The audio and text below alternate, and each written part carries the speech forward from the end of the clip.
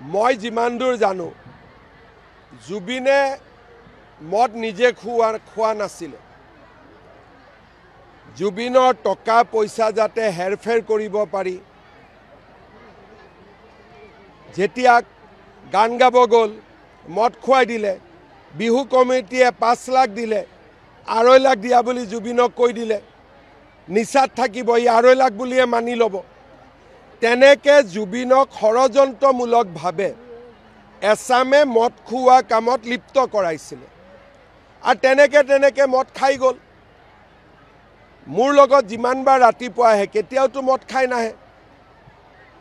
গধূলি যিবিলাক কথা কয় মদ খুৱাই দিয়া হয় আৰু এতিয়া তদন্তত সেইটোৱে ওলাইছে যে জুবিনক মদ খুওৱা হৈছিলে, নিজে খোৱাৰ কথাটো নাছিলে।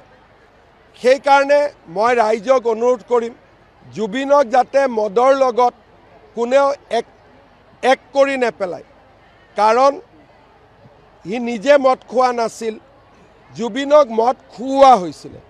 আৰু তদন্তৰ চাৰ্জশ্বিটত এই বিষয়ে আপোনালোকে বহুত কথা গম পাব। সেইকাৰণে জুবিনৰ সমাধিত গৈ যে এনে মদৰ বটল ঢালে, এইবিলাক চব ভুল। মদৰ লগত জুবিনে নিজে কেতিয়াও মদ খোৱা নাছিল। জীৱনত জুবিনক মই 50 বাৰতকৈ বেছি লগ পাইছোঁ। মোৰ লগত আহোঁতে তেওঁ কেতিয়াও মদ খাই অহা নাছিল। মই যিমান দূৰ জানো জুবিনে মদ নিজে খোৱা নাছিলে। জুবিনৰ টকা পইচা যাতে হেৰফেৰ কৰিব পাৰি,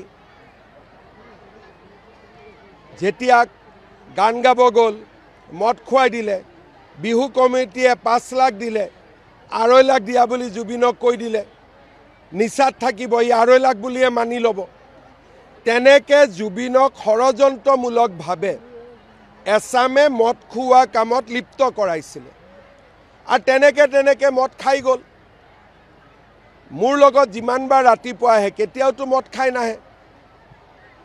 গধূলি যিবিলাক কথা কয় মদ খুৱাই দিয়া হয় আৰু এতিয়া তদন্তত সেইটোৱে ওলাইছে যে জুবিনক মদ খুওৱা হৈছিলে, নিজে খোৱাৰ কথাটো নাছিলে।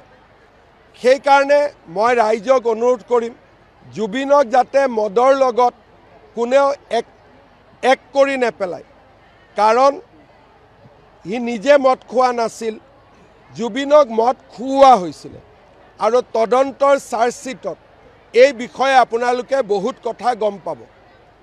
সেইকাৰণে জুবিনৰ সমাধিত গৈ যে এনে মদৰ বটল ঢালে, এইবিলাক চব ভুল। মদৰ লগত জুবিনে নিজে কেতিয়াও মদ খোৱা নাছিল। জীৱনত জুবিনক মই 50 বাৰতকৈ বেছি লগ পাইছোঁ। মোৰ লগত আহোঁতে তেওঁ কেতিয়াও মদ খাই অহা নাছিল। মই যিমান দূৰ জানো জুবিনে মদ নিজে খোৱা নাছিলে। জুবিনৰ টকা পইচা যাতে হেৰফেৰ কৰিব পাৰি,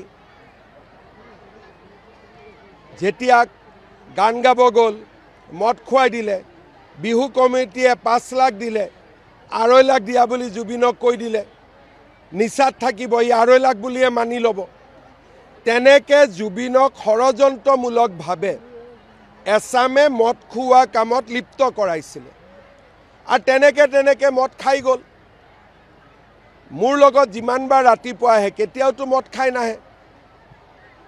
গধূলি যিবিলাক কথা কয় মদ খুৱাই দিয়া হয় আৰু এতিয়া তদন্তত সেইটোৱে ওলাইছে যে জুবিনক মদ খুওৱা হৈছিলে, নিজে খোৱাৰ কথাটো নাছিলে।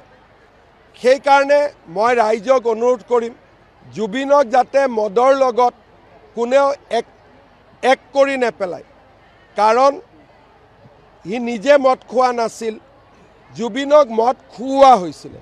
আৰু তদন্তৰ চাৰ্জশ্বিটত এই বিষয়ে আপোনালোকে বহুত কথা গম পাব। সেইকাৰণে জুবিনৰ সমাধিত গৈ যে এনে মদৰ বটল ঢালে, এইবিলাক চব ভুল। মদৰ লগত জুবিনে নিজে কেতিয়াও মদ খোৱা নাছিল। জীৱনত জুবিনক মই 50 বাৰতকৈ বেছি লগ পাইছোঁ। মোৰ লগত আহোঁতে তেওঁ কেতিয়াও মদ খাই অহা নাছিল।